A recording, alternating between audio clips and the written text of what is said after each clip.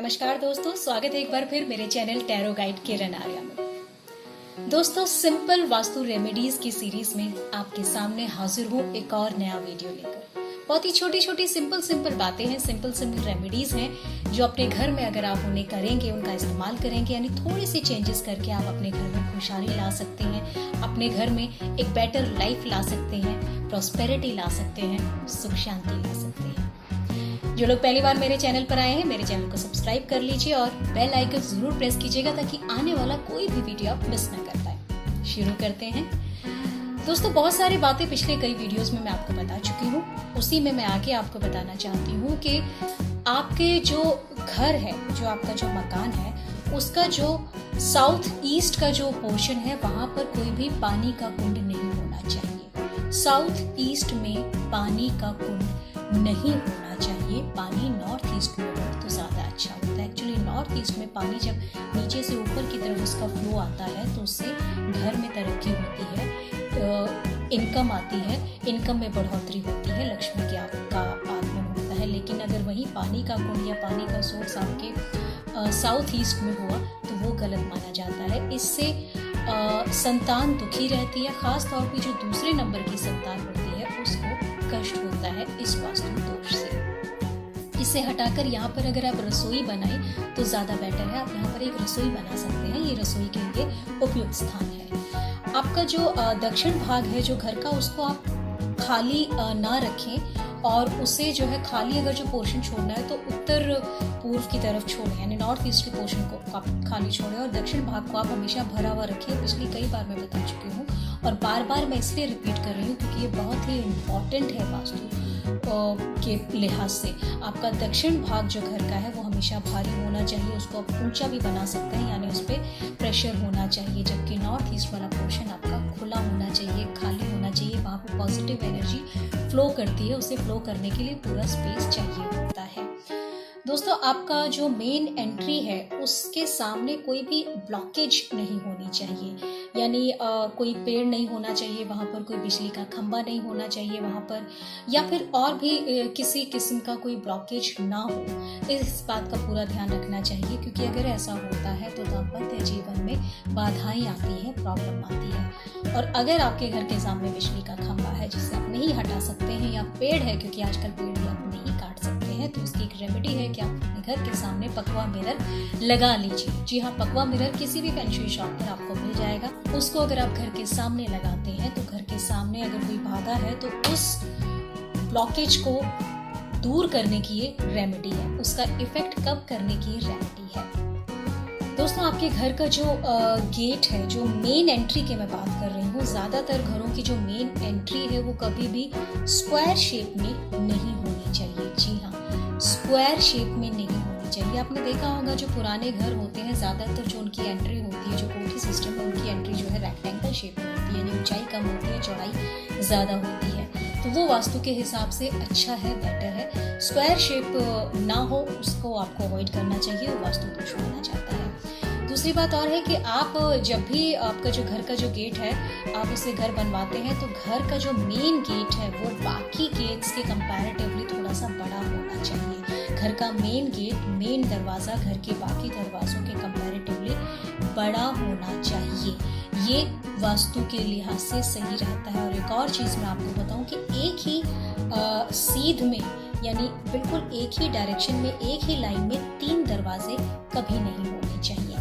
एक दरवाजा, मेन दरवाजा, उसके सामने फिर किसी कमरे का दरवाजा, फिर कोई और दरवाजा, यानी 3 दरवाजे आमने सामने एक ही लाइन में नहीं होने चाहिए। ये वास्तु दोष होता है।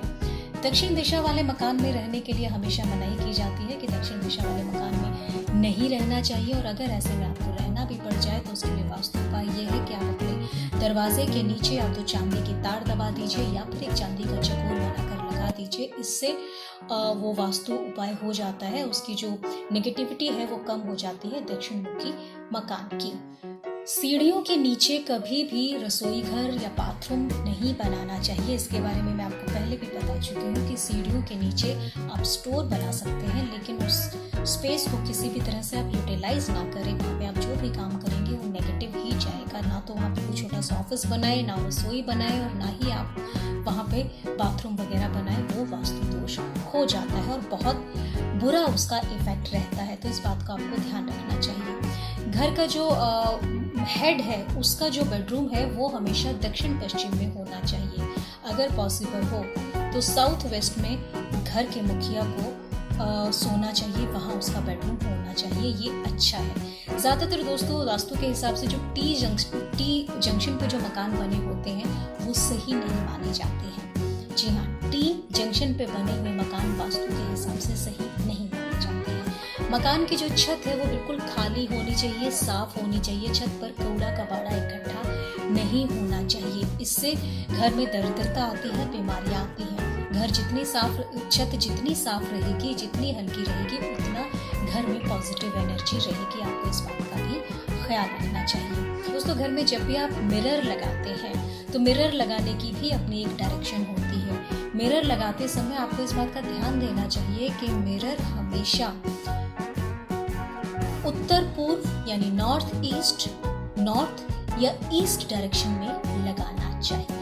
रिपीट कर रही हूँ, मिरर हमेशा उत्तर पूर्व यानी नॉर्थ ईस्ट या ईस्ट या नॉर्थ डायरेक्शन में लगानी चाहिए। घर में नहीं, मतलब पूरे घर की बात नहीं कर रही, आप जिस भी रूम में ये मिरर लगा रहे हैं तो रूम के नॉर्थ ईस्ट डायरेक्शन में, रूम की ईस्ट डायरेक्शन या नॉर्थ डायरेक्शन में आप ड्रेसिंग टेबल लगा सकते हैं या कोई भी मिरर आप लगा सकते हैं। ये वास्तु के हिसाब से पॉजिटिव रहता है। रसोई घर की अगर व्यवस्था दक्षिण पूर्व में हो तो ज़्यादा अच्छा है। और खाना पकाते वक्त गृहिणी जो है वो पूर्व की तरफ, ईस्ट की तरफ फेस करके खाना बनाए तो ये ज़्यादा अच्छा है। ये मैं आपको पहले भी बता चुकी हूँ। और ये भी बता चुकी हूँ कि गृहिणी की पीठ रसोई के दरवाजे की तरफ नहीं होनी चाहिए। दोस्तों, आपके घर में जब भी गेस्ट आते हैं तो उन्हें ठहरने के लिए, उन्हें रुकने के लिए उनका जो कमरा होता है, मेहमानों का जो कमरा होता है, वो हमेशा नॉर्थ वेस्ट में होना चाहिए। या उन्हें जब भी आप, जो भी उनका बेड आप लगाएं रात को सोते हो, तो नॉर्थ वेस्ट डायरेक्शन में लगाएं। या मैं एक बात और आपको बता दूं कि आपके घर में अगर कोई ऐसी कन्या है, कोई ऐसी लड़की है जो विवाह की योग्य है और चाहते हैं कि आप उसका विवाह जल्द से जल्द हो जाए, तो आप उसका बेडरूम भी नॉर्थ वेस्ट में बना सकते हैं। उसके सोने का इंतजाम नॉर्थ वेस्ट में कर सकते हैं। तो आप देखिए, बहुत जल्दी उसकी शादी तय हो जाएगी और आपकी मनोकामना पूरी हो जाएगी। दोस्तों, घर का जो मुख्य द्वार है उसके ऊपर एक तांबे का पात्र लगाने से बहुत ही शुभ होता है। घर में अच्छी हेल्थ आती है, प्रॉस्पेरिटी आती है। खास तौर पे सेहत के लिहाज से बहुत ही अच्छा उपाय है घर के मुख्य द्वार पर तांबे का एक पात्र लगाना। अपने घर के मुख्य द्वार पे आप सिंदूर से स्वास्तिक बना सकते हैं जो 9 उंगली लंबा और 9 उंगली चौड़ा होना चाहिए। ये भी शुभ है। इससे वास्तु की जो कमियां हैं घर के अंदर, वो उनकी नेगेटिविटी कम हो जाती है और ये पॉजिटिव एनर्जी जनरेट करता है। वास्तु की त्रुटियों को ये दूर करने में सहायक होता है।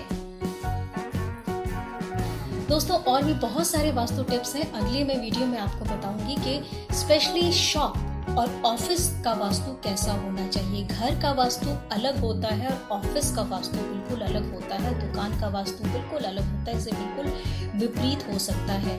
तो दुकान के वास्तु और घर के वास्तु के बारे में हम बात करेंगे इससे अगले वीडियो में। और इसके अलावा आपकी अगर ऐसी कोई भी प्रॉब्लम है जो आप मुझसे डिस्कस करना चाहते हैं, मुझसे शेयर करना चाहते हैं, ऐसा कोई भी अपने आप जिस चीज़ का आप समाधान ढूंढ रहे हैं जिसमें मैं आपकी मदद कर सकती हूँ, तो आप मुझे व्हाट्सअप कर सकते हैं, ईमेल कर सकते हैं। पर्सनलाइज स्पेशल टैरो रीडिंग के लिए आप मुझसे ऑनलाइन अपॉइंटमेंट ले सकते हैं।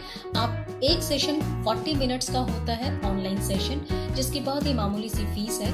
उसके डिटेल्स आपको बता दिए जाएंगे और उसमें आपके प्रॉपर जितने भी क्वेश्चंस आप पूछ सकते हैं उस 40 मिनट्स में ज़्यादातर काफ़ी सारे क्वेश्चंस कवर हो जाते हैं एक ही सेशन के दौरान, और उनकी क्या क्या रेमेडीज हो सकती हैं वो सब आपको बताई जाती हैं। अपने सुझाव मुझे लिखते रहिए, अपने कमेंट्स मुझे लिखते रहिए, और क्या आप चाहते हैं, किस तरीके की वीडियो की आप मुझसे उम्मीद करते हैं, प्लीज मुझे ये भी आप बताएं, क्योंकि आपके सुझाव को ध्यान में रखकर मैं अपने अगले वीडियोस तैयार करना चाहूंगी। आप सबने मिलकर मेरे चैनल को 1000 सब्सक्राइबर के लेवल पर पहुंचा दिया है। मैं बहुत ही जल्दी आपके सामने लाइव टैरो रीडिंग के सेशन लेकर आने वाली हूँ। खुश रहिए, मुस्कुराते रहिए। जय हिंद।